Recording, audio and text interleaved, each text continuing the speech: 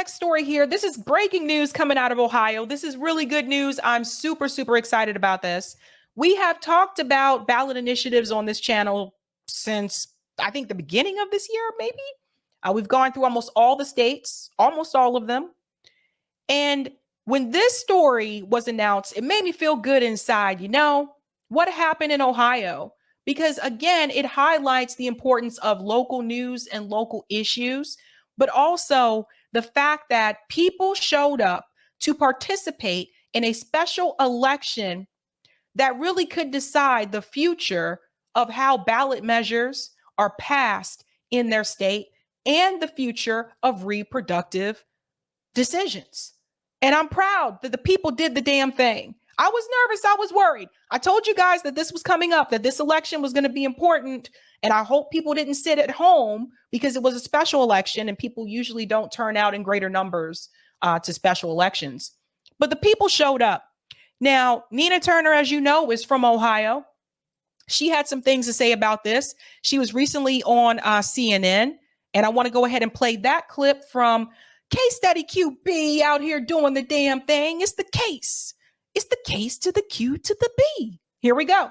So overnight, huge news out of Ohio where voters rejected what is known as Issue 1, a measure that would have changed the state's referendum law, allowing an amendment to its constitution. This was... Pause this right here and I'll go back. So as you can see, raise the threshold to amend the state constitution. 57% of people, Ohioans, is that what they're called? Ohioans, said no. 43.0% said yes. Why is this incredibly important? The majority rule ballot measure that's been going around, actually starting November 2022, there were a couple of states that we went through that had that measure. They were trying to make it so that in order for a ballot measure to pass, it has to actually have 60% of the vote to be considered a majority. Now, I know some of you listening are like, that doesn't make any sense. Yeah, it's just a way for them to make it more difficult for direct democracy for the people. Because ballot initiatives are direct democracy, not representative democracy, because you're voting on what you want. Now, the way it is now, and it's going to stay that way, thank goodness, is that the majority rules, meaning that if 52% say yes and 48% say no, then the measure, the yeses have it. They wanted to increase that to 60%. South Dakota tried to do this too, but the people of South Dakota said, we're too smart for this. This is not going to work for us. So they voted against it as well. And now Ohioans have voted against it. So this is huge news, especially when it comes to reproductive rights. I'm glad they showed up to participate in this, and I want to go ahead and continue here. Known as Issue 1, a measure that would have changed the state's referendum law, allowing an amendment to its constitution. This was driven by Republicans ahead of an upcoming November vote that has abortion rights on the ballot. Let's bring in two people who have a long history of running presidential campaigns. Nina Turner was the national co-chair, I should say, of Bernie Sanders' 2020 presidential campaign. Also, very notably for this conversation, a former Ohio state senator, and Kevin Madden, former top aide to Mitt Romney, running his presidential campaigns in 2008 and 2012. I was just going to tell you guys that Kevin looks like a game show host. Doesn't he look like he could host a game show? Come on down. The Price is Right. Top aide to Mitt Romney, running his presidential campaigns in 2008 and 2012. Nina, got to start with you. It's your state. You know, huge amount of money, over $32 million poured in, huge amount of attention. Who thought that many people, more than in the last election, would come out for this? But they did. What does it mean for the state and the country? Yeah, they did. It's a win for Ohioans. Poppy, is very clear that the GOP efforts to take away freedom, take away the right of the people of this great state have had that right to put referenda on the ballot since about 1912. It shows very clearly that they were rejected, and they were rejected soundly. So hopefully they have learned their lessons. It's also reminded me of 2011 when they tried to take away collective bargaining rights, and they were soundly rejected there as well. So Ohioans showed up, and they showed out, and they did the right thing. So Kevin, Nina, I want to ask you about the shakeup number 2 in Ron DeSantis' campaign. He has replaced the person who's going to run his campaign. It's now going to be James Uthmeyer, who ran the shop for him before, was successful when it came to work in Tallahassee, but does not have a lot of, there is a lot of political experience on the national stage, but someone who knows DeSantis' family extraordinarily well. Is this enough to make a McCain-like turnaround, or no? Let me pause here for just a second because the two are connected.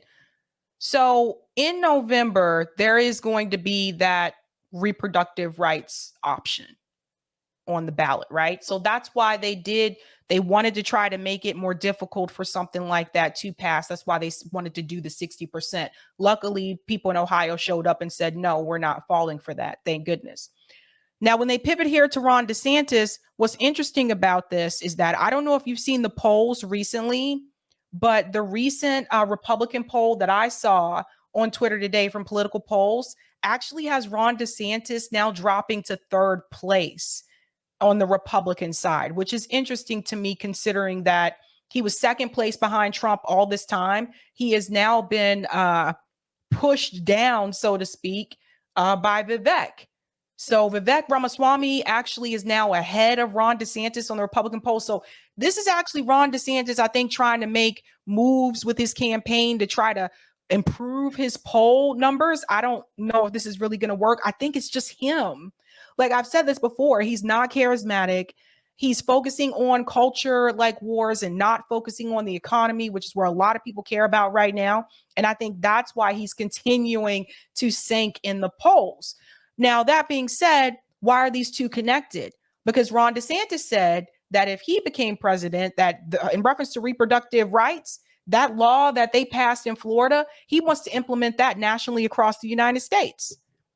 So it's really important that the states stand up. It's really important that when you have those ballot measures, whether you want to vote for a politician or not is besides the point. You can leave that blank, but still always show up to vote for the ballot measures so that you don't lose your direct democracy, especially if you're one of those people that lives in a ballot initiative state.